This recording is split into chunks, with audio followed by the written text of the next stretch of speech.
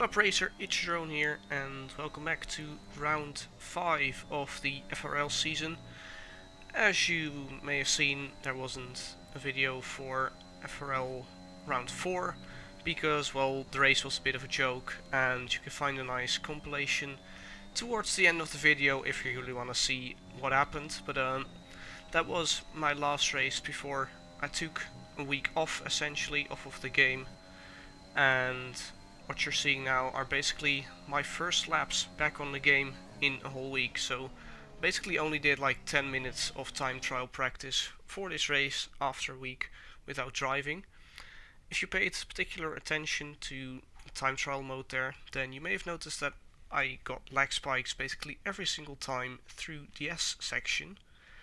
And after the race I did some research, and in the end it appeared that only with a couple of cars I got lag spikes, and when I changed my camera angle to TV pod there were no lag spikes at all.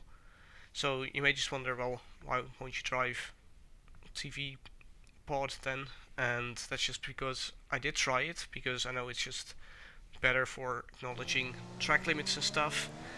But yeah, I think just my whole F1 career I've been driving in cockpit cam, and just the pure driving is fine in TV pod, except when I have to catch oversteer. I feel I'm just so reliant on the movement of my steering wheel to acknowledge whether I'm oversteering or not. So that's why I will probably just stick with cockpit cam. And yeah, so far it appeared to be the only track where I got proper lag spikes consistently because of it. Anyways, you might have also seen standings somewhere in between. Namsco's leading the championship. I'm somehow still in P7 after that shambolic result in Austria, and currently you're joining me for my one and only proper qualifying lap. As I said, didn't really practice for this race, so I was not expecting to be high up in the grid order. As you can see, going through the S's, massive lag spikes everywhere, and I was kind of hoping it would have been fixed for the online session, but it wasn't really the case. And also in the race I think like 70 or 80% of the laps still got lag spikes to some extent, so that was not very optimal. Anyways, besides the lag spikes in the S's, I think it was quite an okay lap. Like, it's still a second off of my PB in time trial, so it really wasn't a good lap. But yeah, I think also the lag spikes still hampered me quite a lot. I think P11 was there and nothing more really. And yeah, as I said, I took a week off of the game and I was just hoping to come back, feel rejuvenated, try to not spin as often anymore, and yeah, just try and get consistent results from here. Mexico, it's a 2-stop. Ideally you do not want to be on the hard compound tire, otherwise you could easily do medium hard or soft hard. But soft compound tire is the best race tire around here, so decided to take the paint early, start on the medium tires. And I'm not sure about the antics that were happening on this formation lap, as Zach and I think it's Yogurt, yeah, it's Yogurt, were doing some crazy stuff, so whatever. I mean, it was a good laugh for the start of the race. But anyways, as you can see, 5 red lights are coming on, and let's try to keep it clean this first lap. And at this stage I really wasn't sure whether I would just essentially forfeit from this race quite early on due to all the lag spikes, or whether it would be better in the race. But as you see by the fact that there's video here, I did complete the race. So going down into turn 1, not taking any risks, don't want to make it 3 wide there. So we're going side by side with Krijn and just following Kyle for the moment. And no heroics into turn 1, which is always good to see. And braking for turn 4, and actually Kyle runs very wide, but then down my inside, Krijn very opportunistic, and he gets the move done on both of us on his hard compound tires. So was quite a nice move by him, as I also sort of, well, didn't get brake checked, but I had to brake for Kyle in order to not lose my front wing. And to be honest, I didn't really mind being last going into this S section here, because I just wanted to see how horrible the lag spikes were. And unfortunately they were still present, which was a bit annoying. But then going into the stadium section, Kyle already spins out in his Aston Martin car, so we're not last anymore. Let's go. And as I already pick up a warning there for, well, just being lazy, not turning the steering wheel. But yeah, as I said, I'd only done like 15-20 minutes driving up to this point, so I wasn't really having any muscle memory, and yeah, it was just quite hard to keep it clean as Blue Racer goes down the inside of Krijn as they make a little bit of contact, which we can maybe benefit from, and we might even get both of them here in the run down to turn 4, and a little bit of contact on the straight actually, and we tried to go around the outside of Blue Racer and we managed to get the position, so we're up to P11 in this race, and I think we might be the second medium runner or second alternative strategy runner at this point, which is quite good. But yeah, unfortunately, as you can see, lag spikes are still present here, so it was really tough to judge where I was driving, and yeah, it was just tough to avoid penalties and stuff, as we have a yellow flag, and that's behind, because I'm pretty sure it is Krijn that's spun. He's still in the race though, so anyway, so at the end of the stadium section we have another car in the wall, and that's the Mercedes of Sylvan, and that results in a VSC. So let's see what happened.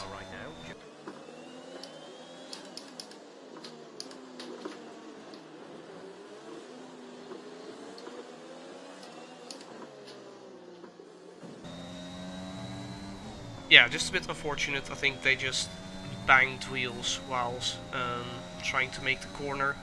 Hence, Sylvan got a bit of a speed boost and ended up in the wall. And the same can be said for Simplex here, which 6 laps later results in a full cost safety car. And in the meanwhile, I also might have accumulated 6 seconds of time penalties due to my horrible driving standards. Yeah, that's not very optimal. I do want to pit, so that's what we're going to do, as I think we picked up 2 warnings here for, I don't know, just driving into the pit lane. This pit lane is very, very weird. I don't understand how and where I even got something and what I get a warning for. But yeah, it's just stupid. I believe I got 2 warnings for entering the pit lane here, and yeah, that's just bug masters all over again.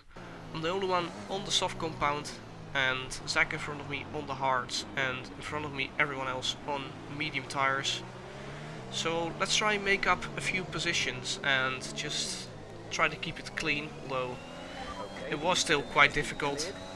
And yeah, I think the longer the race went on, the better like my driving quality came back. But it was just tough, these early opening laps after a week without driving, as we see a Haas car and an Aston Martin off into the runoff areas. So that's 2 additional positions for us, moving us back up to P7 in this race. And didn't manage to get past Zach on his hard compound tires this first lap. But of course we will try to do so on the main straight, which is very long here around Mexico. So just turning on the ERS, perhaps I even used too much ERS, as we're already fairly early down straight, trying to overtake Zach, whereas you would rather want to just stay in his slipstream for a little bit longer. But yeah, I think Zach also acknowledged that defending was a bit pointless with his 2 compound harder tires. And yeah, as I said, soft compound is the race star around here. You want to be on the softs for most part of the race, as a little lap later Martijn made a bit of a mistake, and once again lag spikes all over the place, which means I lost touch, but then Martijn nearly loses it. And in fact he completely loses it, puts it into the wall, and we get 3 seconds additional time penalties, because well, I didn't really trust the ghosting system, and perhaps I was a bit too cautious and somehow got a warning for extending on the right hand side of the straight, which definitely doesn't gain any time. So in theory I could get 3 warnings removed at this point, which would put me at 6 seconds. I'm not even sure what happened there, probably someone spun. I couldn't see it in my little screen. Anyway, so moving up to lap 21, and at this point I realized I wanted to bolt on another set of soft compound tires towards the end of the race, but then a safety car has been called out for Blue Racer, who probably lost it on the exit at the start of the stadium section and put it into a wall. Unfortunately though, I have my teammate VRT Giel ahead of me, and he decided to box, and this was, well, maybe a minor strategic mistake, because I think I could have got out ahead of Kyle, and now because I've waited one more lap in order to come into the pit lane, we will drop back behind Kyle, but yeah, no major harm, as we will only lose 1 position. And for some reason I get 2 warnings again for entering this pit lane. I really don't know how you're supposed to take this pit lane, but whatever. Anyways, Chilu also went for a little spin under the safety car, so that's a free position for me, back up to P8. As in the meanwhile we have 15 seconds of time penalties, but 5 warnings can get removed at this stage, so I wasn't particularly concerned, as we immediately get the jump on Kyle down the main straight at the restart. I'm not even sure why Giel is my teammate. I'm not sure which drivers had swapped teams, because, well, quite a few people dropped out of this league and stuff, so I'm not sure why exactly Giel was my teammate for this race and if he is for the rest of the season, but we'll find it out later, as I think I kind of chopped across Kyle a little bit, but yeah, I think I was also a bit ahead into the corner, so no major harms done there. As moving on from lap 24 to lap 25, we want to make our way forwards into the pack with our fresh soft compound tires, as from me Terror on medium tires, and he was willing to use a lot of ERS down this straight, so I just decided to let him do that and just wait a little bit, make him drain his ERS, and trying to get a good exit here for the run up to turn 4.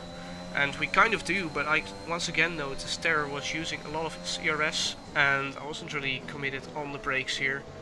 Probably should have been more aggressive and tried to get past Terror immediately, but I didn't do. And here trying to use the mechanical grip to somehow force something in this middle sector, but unfortunately couldn't quite make it work. So just waited one more lap, and this time it should be a lot easier, but actually Terror decides to use a lot of his ERS again. So once again I'm just waiting, conserving this ERS, because I knew more opportunities would come later on to use my ERS more efficiently to try and get past other cars in front. Once again trying to set up a good exit, but this time I do kind of mess it up a little bit. And then finally we're now 1.8 seconds behind Zach, but this time I will have DRS, and this time it will just be a lot easier move on the Alpine, and up to P5, and we're clear going into turn 1. And at this moment I just wanted to immediately try to get as close as possible to Zach in order to also get DRS for the next lap, so used quite a bit of ERS here down the straight to make sure I would be within 1 second for the next lap. And as you can see, tires will easily make it. Soft compound tires are quite durable. And next lap we're quite close to Zach already actually, and I probably should have continued my move here, but I actually decided to turn down my DRS again and sit behind, because I didn't really want to force a dive bomb into turn 1. Not sure why I got a track limits warning there, pretty sure I wasn't off track, and I probably should have gone for the move here, but I didn't really feel comfortable going into this little section here around Mexico, hence I decided to stay behind for a little bit longer. In the end, it didn't really matter too much, but you will see that in a few moments as we're now trying to get past Zach down the main straight, which is just easy pickings when you have DRS, whereas the car in front doesn't. And more importantly, I still have 50% of my ERS, so there's still a possibility to get Giel, but also we should probably notice and acknowledge the fact that I have 15 seconds of time penalties at this point, which is very suboptimal. In the end, nothing really happened, and thought about just consolidating the P4 on track, but then Zizzle has put it into a wall in his Aston Martin, and we have another safety car for the last 4 laps of the race. So I only have a set of used soft compound tires left, but since my soft compound tires now are around 40%, I actually decided to come into the pit lane again, and this time I somehow don't get a warning. So I don't know, I really don't know why this game just gives you warnings for entering this pit lane. It feels quite random, but anyways, we're fortunately the last car in the pit lane of the cars who had pitted, so we were not held up and managed to hold the position on Zach. Then for the restart, my teammate Giel actually recognized that he made a bit of a strategic error by staying out on mediums and decided to pit the lap later. Hence, we are currently in P2 in the race, which is quite interesting. Wasn't expecting this, but of course we still have a lot of time penalties, so inevitably we will drop back quite a lot, as Zach is immediately attacking us, and he uses quite a lot of ERS, and I think he also has better straight line speed than me actually, as I also get a bit boxed in behind Namsco, so I couldn't really try to defend that position a lot harder. I mean, I should have used more ERS down straight, but still, I think Zach would have pulled off the move around my side anyways, as he's trying to do same thing here to Namsco, as they make a little bit of contact and a little bit of contact once again. But fortunately for them, they both do not spin out. And at this moment in time, I was just trying to, keep it clean, hold my position, perhaps see whether Namsco or Zach would make one more mistake and try to just finish as high as possible, because, well, with the time penalties, inevitably I would drop back to essentially last place in the race anyways, so there was nothing I could really do, as I misjudged my braking point a little bit in the stadium section, which means I lose the ideal slipstream window to the cars in front a little bit, and get under pressure from Terror a little bit as we now enter the final lap of the race. You can see Zach is trying to go down the inside of Namsco and manages to get that done, but also Zach has 12 seconds of time penalties, and it's quite impressive actually if you can drive a full race without getting time penalties around Mexico. So Namsco's doing a very good job at that, and that means he will win the race if he doesn't spin out completely in this final lap. So I'm pretty sure he stayed out on somewhat older soft tires, hence both Zach and I have a bit of extra grip relative to Namsco. As you can still see, lag spikes were still present and it was just very annoying.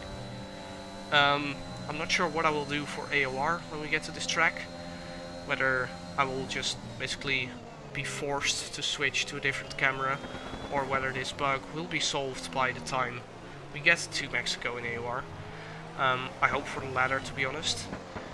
And coming across the line now, Zach wins the race on track, then P2 Namsco, then I finish P3 on track, which, to be honest, for a comeback race I was quite satisfied with, and as you'll see in the race director now, especially the first few laps is where I got a lot of my warnings. So that's just a bit unfortunate. In the end it is P7, some decent points, and yeah, this was just a good practice race to get back into the vibe of league racing, and yeah, overall I was quite satisfied. I mean, I'm not satisfied with all the time penalties, of course, but in terms of driving standards and not spinning, I was quite happy.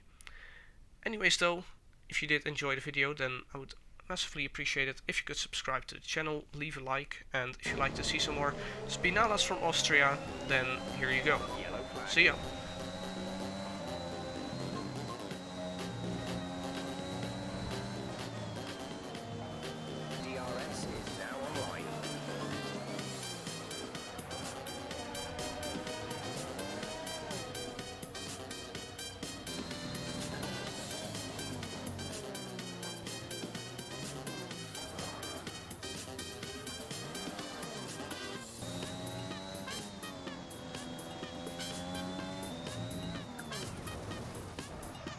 Check your MFD for a new strategy option.